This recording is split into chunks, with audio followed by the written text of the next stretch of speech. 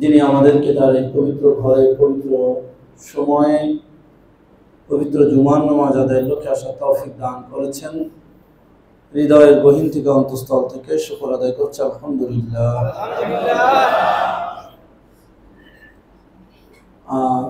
আজকে ভূমিকা ছাড়াই পূর্বের জুমার সাথে সম্পৃক্ত কিছু কথা শুরু করছি।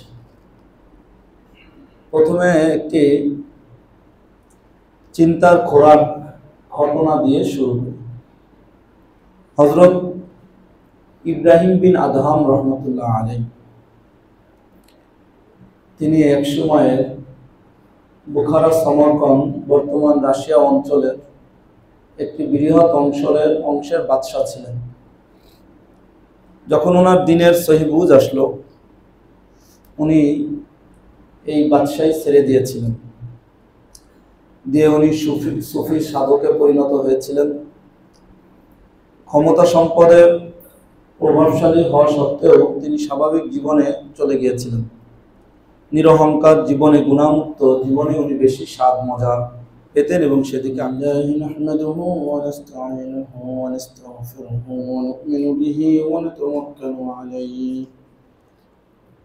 ونعوذ بالله من شرور أنفسنا ومن سيئات أعمالنا من يهده الله فلا مضل له ومن يضلله فلا هادي له وأشهد أن لا إله إلا الله وحده لا شريك له لا ضد له ولا ند له ولا مثل له ولا مثيل له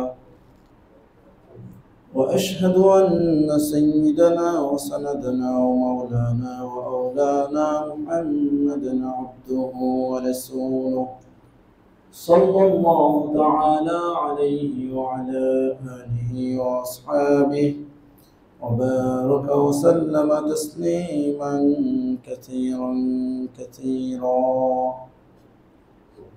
أما بعد فأعوذ بالله من الشيطان الرجيم. بسم الله الرحمن الرحيم. إن الدين عند الله الإسلام. وقال رسول الله صلى الله تعالى عليه وسلم اتق المحارم تكن أعبد الناس أو كما قال عليه الصلاة والسلام. آمنت بالله صدق الله العلي العظيم وصدق رسوله النبي الكريم ونحن على ذلك من الشاهدين والشاكرين والحمد لله رب العالمين. মহান রব্বে করিম, মহিয়ান দয়ান আল্লাহ সুবহানাহু ওয়া তাআলার অগণিত অসংখ্য শুকরিয়া ও কৃতজ্ঞতা আদায় করছি, যিনি আমাদেরকে তার এই পবিত্র ঘরে পবিত্র সময়ে পবিত্র জুমার নামাজ আদায়ের লক্ষ্যে আসার তৌফিক দান করেছেন। হৃদয়ের গহীন থেকে অন্তঃস্থল থেকে শুকর আদায় করছে আলহামদুলিল্লাহ।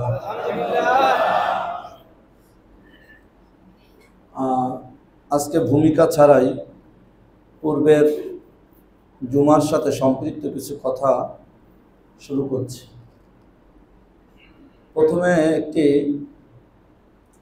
চিন্তার খোরাক ঘটনা দিয়ে শুরু করি। হযরত ইব্রাহিম বিন আদহাম রহমতুল্লাহ আলাইহি তিনি এক সময়ে বুখারা সমরকন্দ বর্তমান রাশিয়া অঞ্চলের একটি বৃহৎ অংশের বাদশাহ ছিলেন। যখন ওনার দিনের সহিবুজ আসলো, উনি এই বাদশাহী ছেড়ে দিয়েছিলেন, দিয়ে উনি সুফি সাধকে পরিণত হয়েছিলেন। ক্ষমতা সম্পদের প্রভাবশালী হওয়া সত্ত্বেও তিনি স্বাভাবিক জীবনে চলে গিয়েছিলেন। নিরহংকার জীবনে, গুণামুক্ত জীবনে উনি বেশি স্বাদ মজা পেতেন এবং সেদিকে আকৃষ্ট ছিলেন। ওনার অনেক তাত্ত্বিক এবং আখিরাতমুখী চিন্তা ও কথা আমাদের জন্য অনেক শিক্ষণীয় এবং আছে, যা বিভিন্ন কিতাবের মধ্যে অনেকেই উল্লেখ করে থাকেন। একদা ইরাকের বসরা শহরের একটি বাজারের পাশ দিয়ে ইব্রাহিম বিন আদহাম রহমতুল্লাহ আলাইহি যাচ্ছিলেন। ওনাকে দেখেই মানুষ ঘিরে ধরল এবং জিজ্ঞাসা করলো যে, হে ওলি, আল্লাহর ওলি, পরেজগার ভাই ব্যক্তি, আমরা আল্লাহর কাছে অনেক দোয়া করি, অনেক কিছু চাই, মনের অনেক আশা রাখি, কিন্তু সেই দোয়া আশা পূরণ হয় না। আপনি কি একটু আমাদের বলে দিবেন যে এটা রহস্য কি, বা কি করলে আমাদের দোয়া, মনের আশা ইত্যাদি পূরণ হবে? তখন ইব্রাহিম বিন আদহাম রহমতুল্লাহ আলাইহি বললেন, ও বসরাবাসী, 10টি বিষয়ের কারণে তোমাদের অন্তর মরে গিয়েছে, আর এই মৃত অন্তর থেকে আশা, দোয়া সঠিকভাবে বেরও হয় না, আন্তরিকভাবে হয় না, আর আল্লাহ রাব্বুল আলামিন সেটা কবুলও করেন না, পূরণ করেন। অন্তরের সাথে তো আল্লাহ তাআলার একটা বাস্তব সম্পর্ক হতে হবে, আন্তরিকতার একটা টান সৃষ্টি হবে।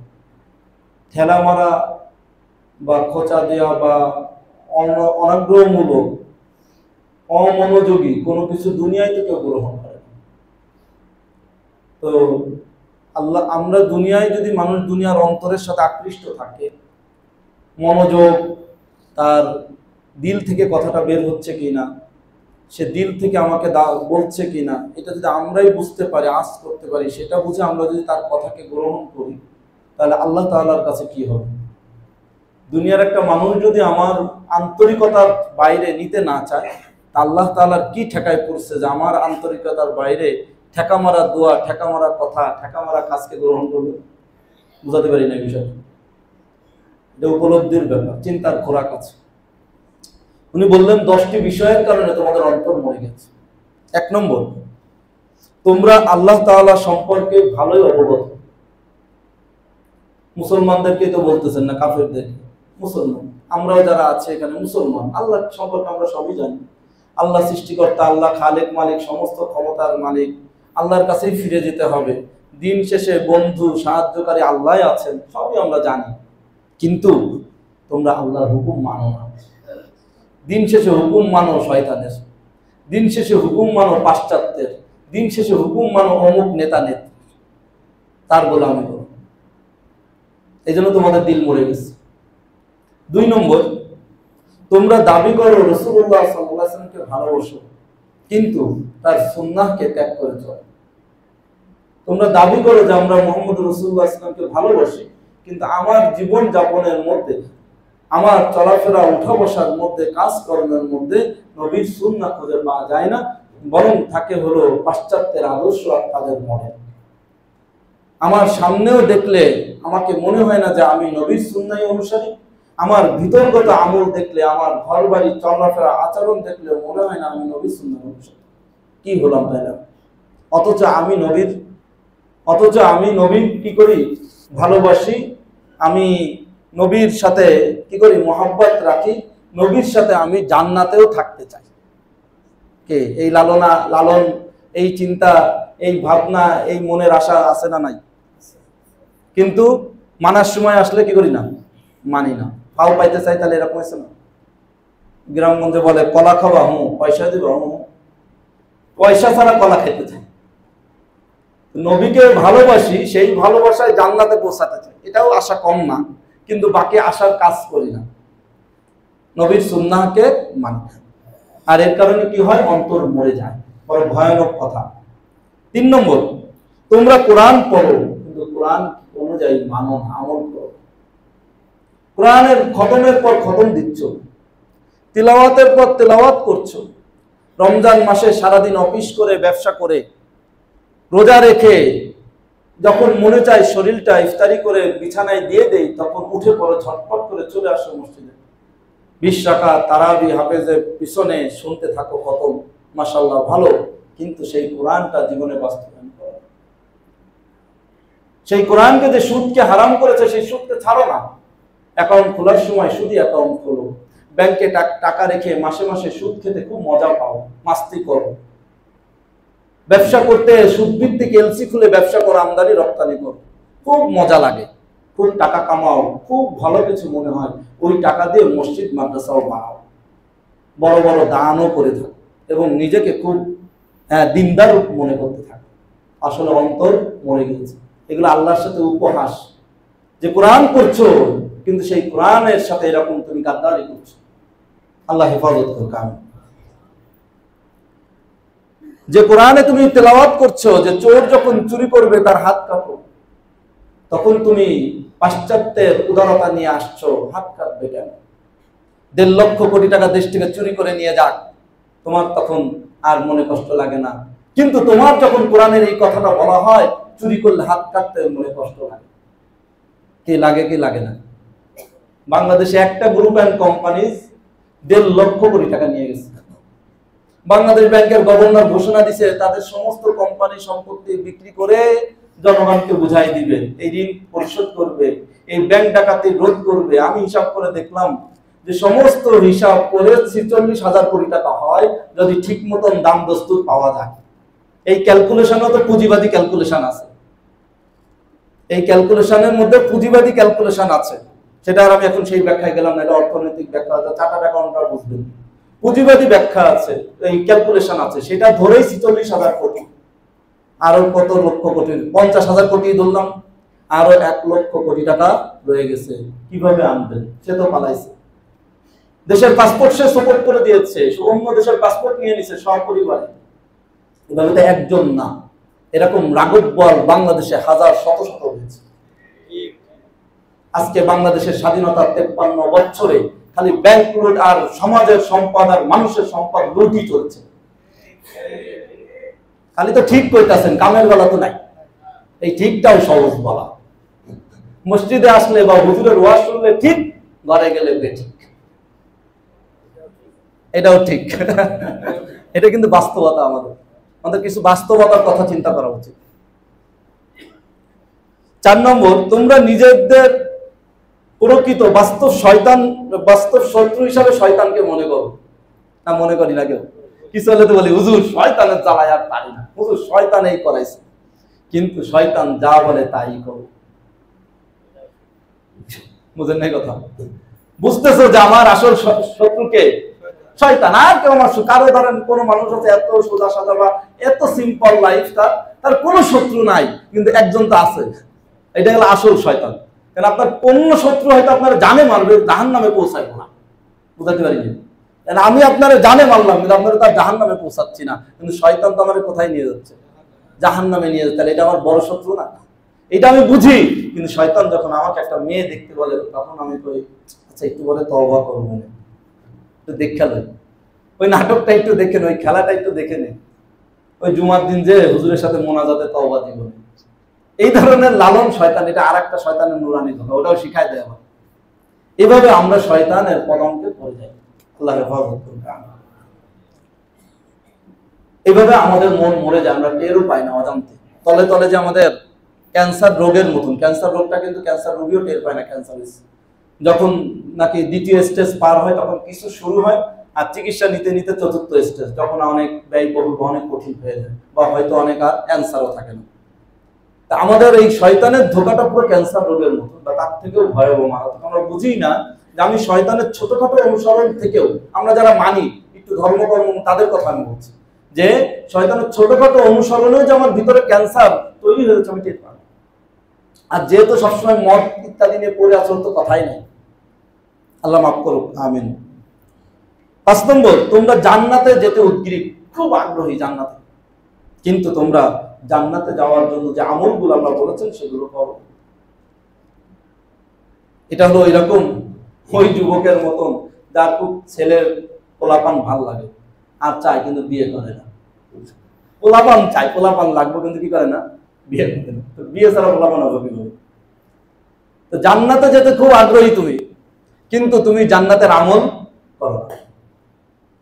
6 নম্বর, তুমি জাহান্নামের ভয়ে আতঙ্কিত, খুব ভয় জাহান্নামের তোমার, কিভাবে সেই আগুনে পুড়বো, সে কঠিন কি শাস্তি আমার হবে, সে কত কঠিন সেই অবস্থা আমার হবে, সে আর এক বিবরণ। তো কিন্তু তুমি সেই জাহান্নাম থেকে বাঁচার জন্য, সেই আতঙ্ক থেকে বাঁচার জন্য তুমি পাপ ছাড়ো না। 7 নম্বর, তুমি স্বীকার করো যে মৃত্যু তোমার নিশ্চিত, আজ হোক কাল হোক মৃত্যু হবে, কিন্তু তুমি সেই মৃত্যুর জন্য নিজেকে প্রস্তুত রাখো না। আমরা দেখতেছি বিভিন্ন অজুহাতে আল্লাহ তাআলা সৃষ্টি করেন, আসলে তো আল্লাহ মৃত্যু দিবেন।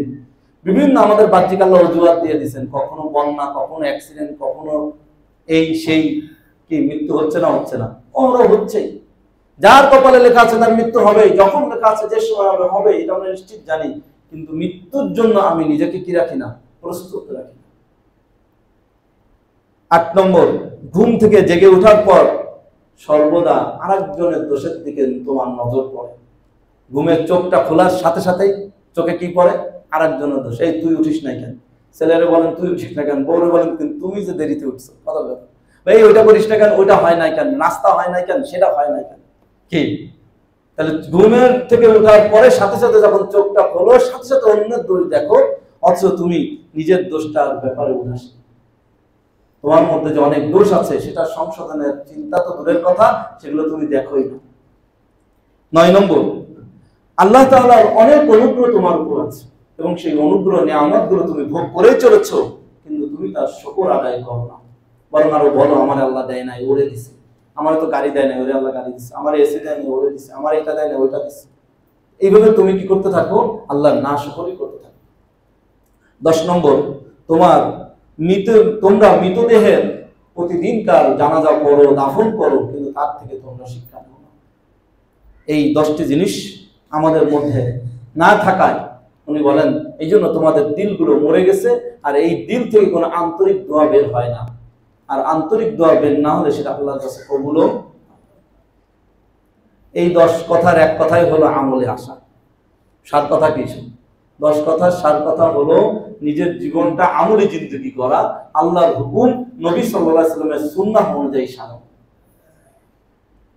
অতএব আসেন, আপনাকেই বেছে নিতে হবে, আপনাকেই চুজ করতে হবে, আজকে সিদ্ধান্ত নিতে হবে।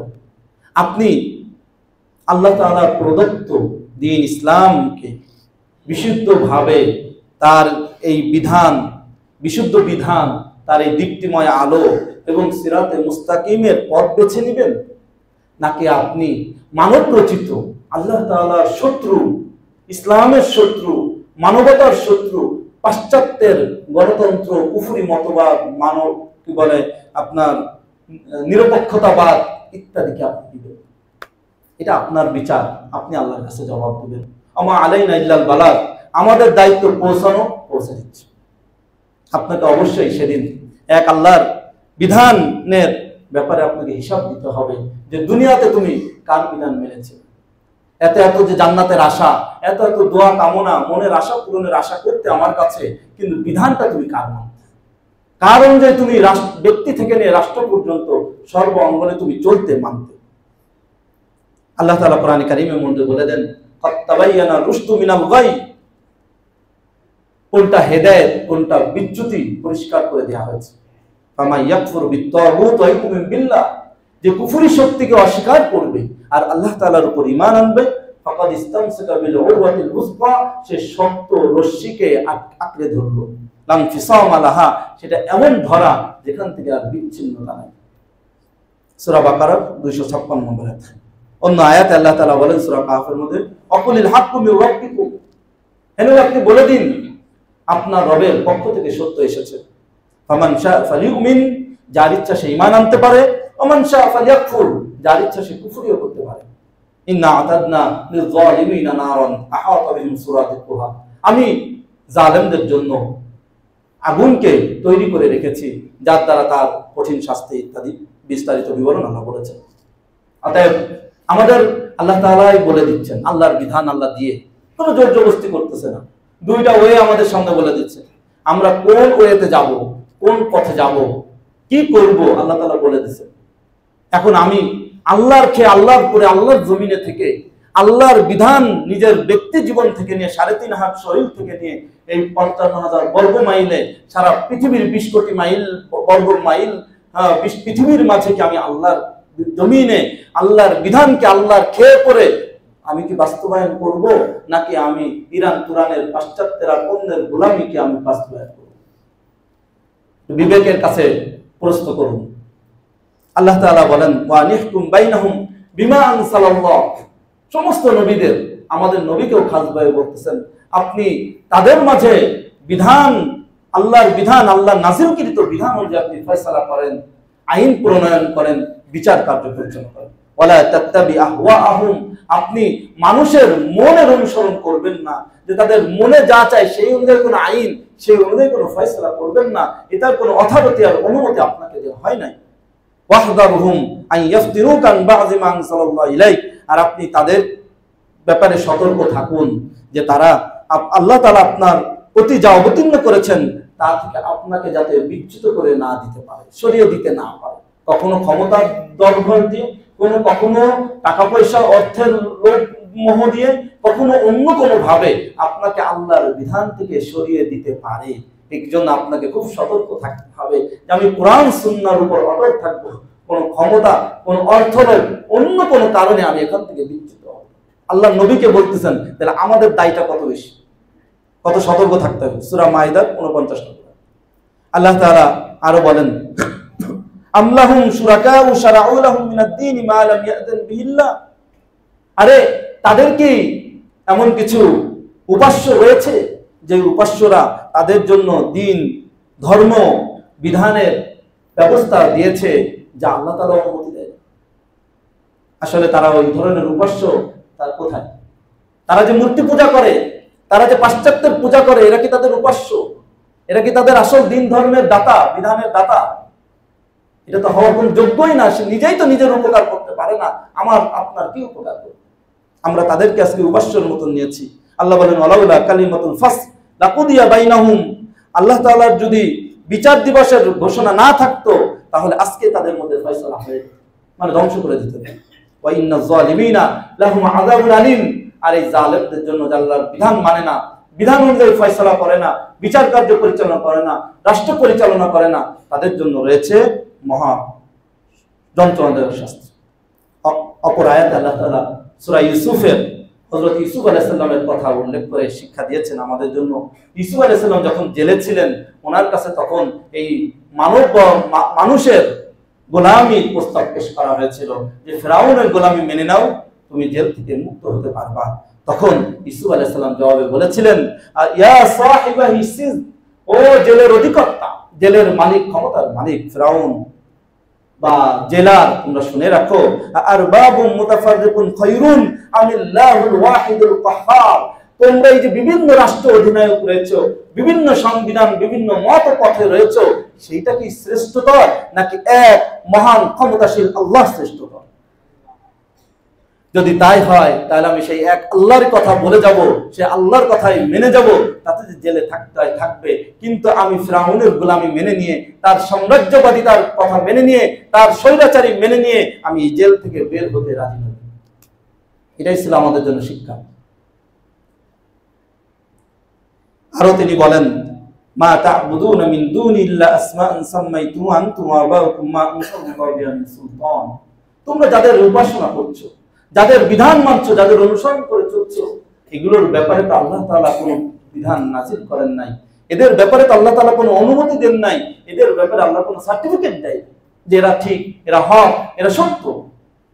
অনুসরণ জন্য আল্লাহ তাআলা আম্বিয়া আলাইহিস সালাম দিয়েছেন, তাদের অনুসরণ, এটা আল্লাহ বলেছেন কোরআনে, জাতিউল্লাহ ওয়া আতিউর রাসূল। এর বাইরে তুমি নবী বাদে, আল্লাহ আল্লাহর কোরআন সুন্নাহ বাদে তুমি কোনো ব্যক্তির অনুসরণ করার তোমার কোনো সুযোগ নেই। কিভাবে তুমি করবে? কেনই বা করবো আমি ব্যক্তিকে অনুসরণ? আমি আল্লাহর খেয়ে, আল্লাহর পেয়ে আমি কেন একজন ব্যক্তির অনুসরণ করবো? তার আইন আমি মানবো।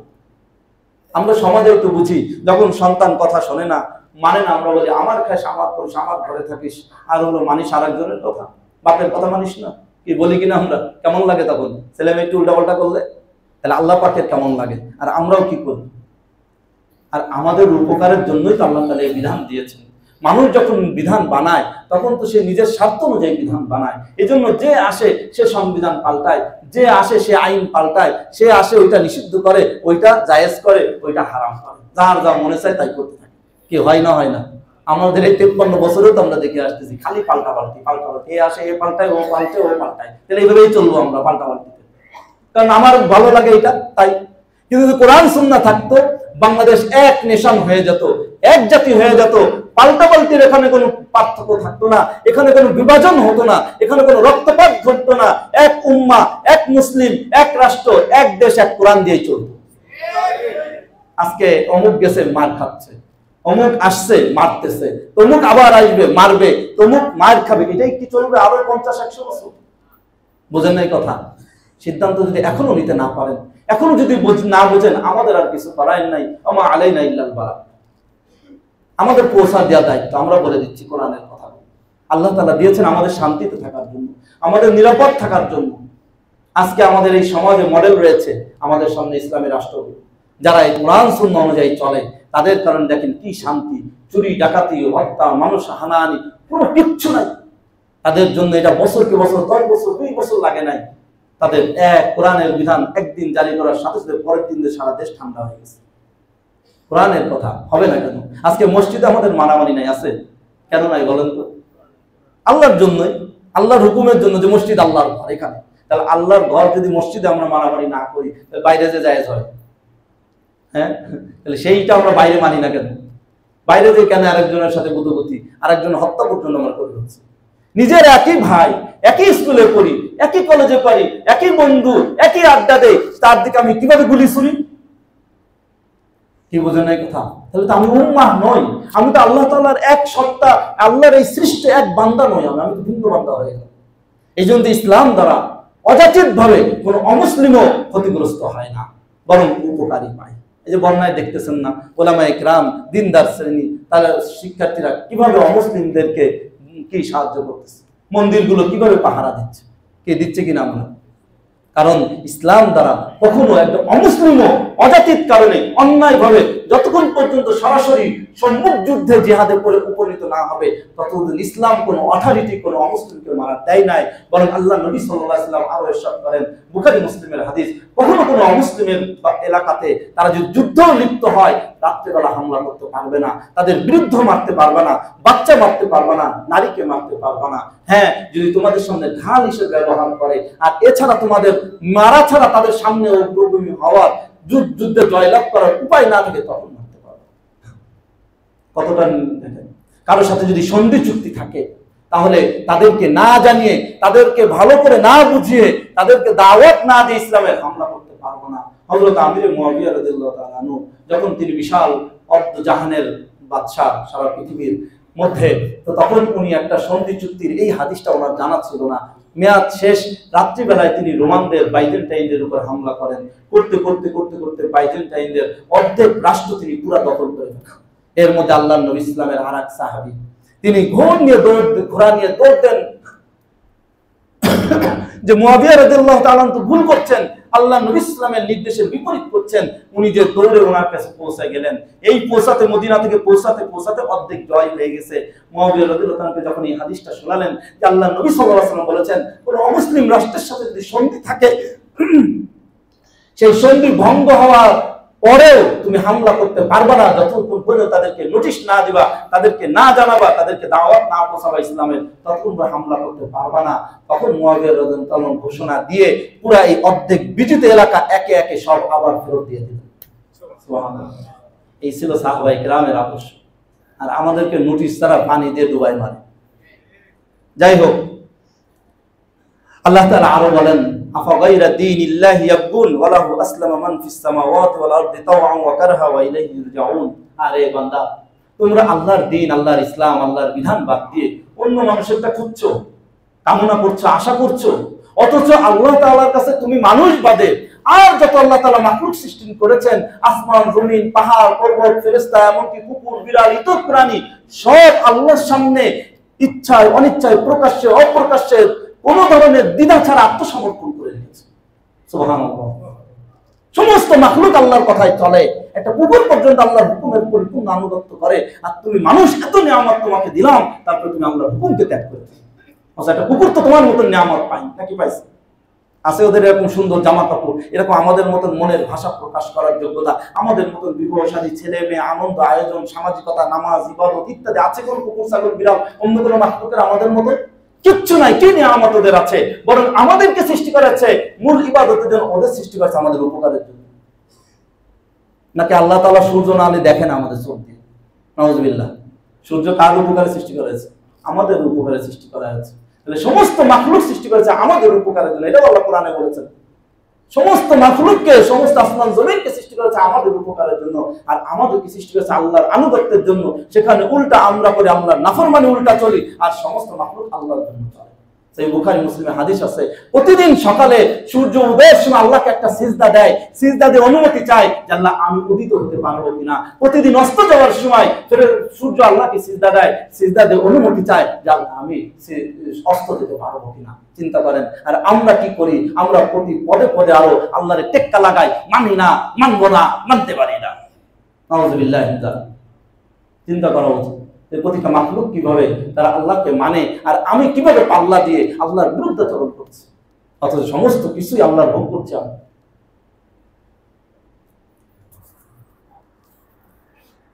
আল্লাহ নবী সাল্লাল্লাহু আলাইহি ওয়াসাল্লামকে আল্লাহ তাআলা শিখাই দিয়েছেন শেষ কথা, ফাইন হাজ্জুকা ফাকুল আসলামতু ওয়াজহিয়া লিল্লাহ ওয়া মান ইত্তাবা'আন। ও নবী, আপনার সাথে কেউ যদি বাদানুবাদে আসে, ইসলাম মানব না, এই যুক্তি সেই যুক্তি ওই যুক্তি হ্যান-ত্যান, আপনি বাদানুবাদে লিপ্ত হয়েন না।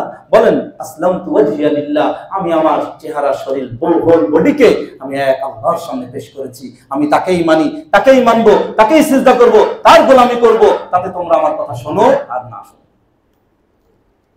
আল্লাহর নবী যখন এই ঘোষণা দেন, আচ্ছা মক্কায় আবু জেহেলের সাথে কি বাদাবাদি ছিল? আইল ঠেলাঠেলি ছিল নবী ইসলামের?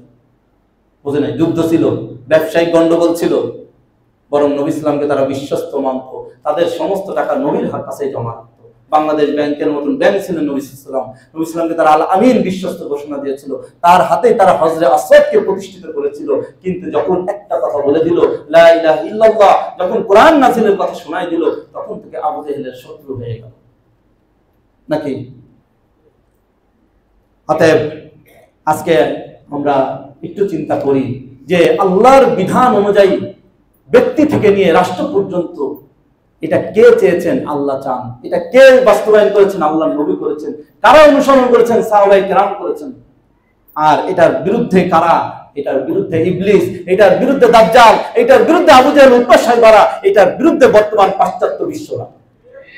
এবার সমাধান একটাই, আপনি নিজেকে নির্বাচন করুন, আপনি কোন দলে আছেন। আপনি কি আল্লাহ, আল্লাহ রাসূল, সাহাবায়ে কেরামের দলে থেকে আল্লাহর জমিনে আল্লাহর খেলাফতকে চান, নাকি আপনি পাশ্চাত্যের দাজ্জালের কামনা করে আপনি গণতন্ত্র, মানব রচিত বিধান চান?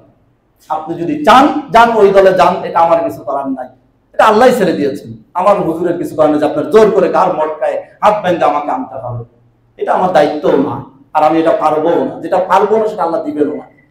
আমার পৌঁছানো আমি পৌঁছে দিলাম, আপনি চিন্তা করুন। আমাদের একটা বিষয় আছে, আমরা কিছু মানুষ শয়তানের একটা ধোকায় ভুগছি, সেটা হলো কি লিবারেল। এই লিবারিজম একটা আরেকটা শয়তানের ধোকা, পাশ্চাত্যের ধোকা।